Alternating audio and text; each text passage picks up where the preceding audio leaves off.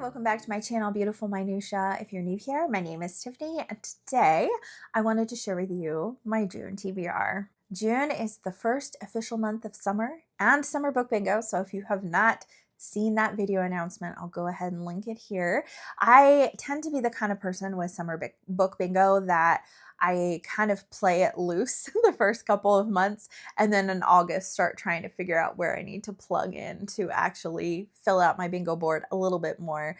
So I do have some books here to share with you. I have more reads planned this month than I did last month or the month before, which were much smaller TBRs, but there's still room for me to mood read here, I think. So for my in-person book club, we are going to be reading Hind's Feet on High Places, which is a reread for me. I read this for the first time when I was probably 10 or 11 years old, and I remember so much about it and remember really loving it and feeling like it was very heartfelt.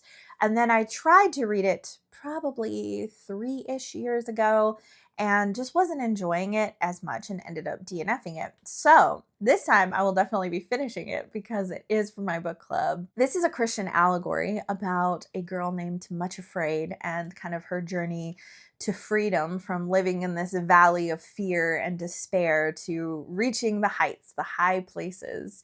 And so obviously there's some very strong correlations there. It feels very similar to Pilgrim's Progress to me in terms of the faith journey that happens there.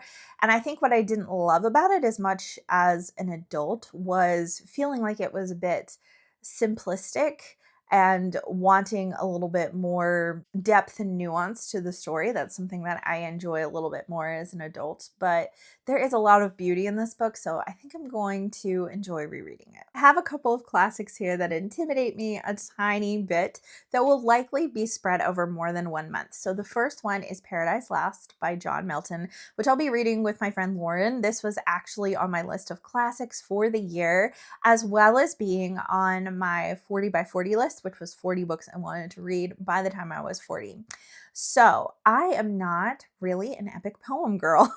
And so that's why this one intimidates me a bit. But I've actually had quite a few of you assure me that this is really beautiful and that I'll really enjoy it a lot. So I am planning to split this up over June and July, so that way I can kind of savor it and not feel like I'm trying to fly through. I mean, I can't remember exactly how many pages this is. It looks like it's around 300 in my edition. My edition does not have notes in the back or anything. But again, huge margins because it's epic poetry and it is about the fall of man. And so I think that because of my familiarity with the story of the fall of man in the book of Genesis, I think that that means that won't be as much of a hurdle for me because I'll at least understand where Milton is going. The other classic that intimidates me a little bit, I'm actually reading in preparation to teach it this fall at my homeschool group, and that's Uncle Tom's Cabin by Harriet Beecher Stowe. I have actually owned this exact edition for all of my adult life. When I moved out, I took this with me because I think my family didn't want it for whatever reason. They were going to get rid of it. And I'm like, well, I'll read it because I've always been a classics lover. So this has literally been sitting on my shelf for probably almost 20 years, which is just crazy. So this is a great one for like reading my bookshelf, which actually, I guess Paradise Lost is too, but this is probably the book I have owned the longest on my shelf and not picked up. So I am happy to finally read this. This one's big, so I feel like this one might be over the course of several months as well. It's over 400 pages, and I know that it is a little bit difficult because of the time period in which it was written and because of some of the dialect that some of the characters speak in. So I've been told that it's a great idea for me to have the audiobook with this alongside until I kind of catch my footing with some of the dialect. I think I did the same thing with Huckleberry Finn, and it was very helpful. Some other buddy reads that I have going on during the month of June. I have Cain by Jean Toomer. I have not read anything by this author ever. The only reason I own this book is last year when I got to meet my dear friend Dia in person. We went to a McKay's used bookstore in Chattanooga, Tennessee together, and we both picked up a copy of this book. I was under the impression that Dia had read from this author before when she gave it to me, but I was just talking to her the other day and she was like, no, I haven't. I've just heard good things. And I'm like, okay, so we're both kind of in for an adventure that maybe this could be wonderful. Maybe this could be not so wonderful. I have no idea what to expect from this book at all. It says on the back that it's a literary masterpiece of the Harlem Renaissance, a powerful work of innovative fiction evoking Black life in the South. The sketches, poems, and stories of Black rural and urban life that make up Kane are rich in imagery. Visions of smoke, sugarcane, dusk, and flame permeate the southern landscape. The northern world is pictured as a harsher reality of asphalt streets.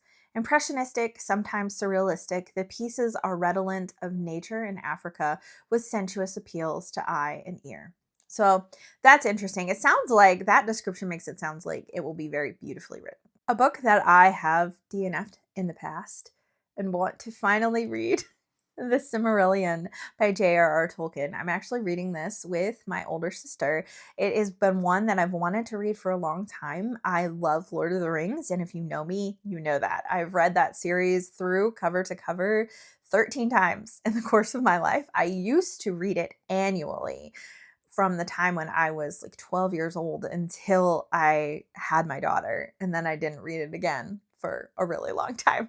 But I tried to read The Silmarillion in high school and just found it boring and hard to get into. It was kind of dense and I was just really struggling with it. I've actually heard that it gets better the more you get into it. It becomes less dense, more of a story that you can latch onto the further that you read it. So I am looking forward to picking it up, and I feel like it's something that if someone is truly a hardcore Lord of the Rings fan, which I would consider myself to be, I feel like you need to read The Silmarillion.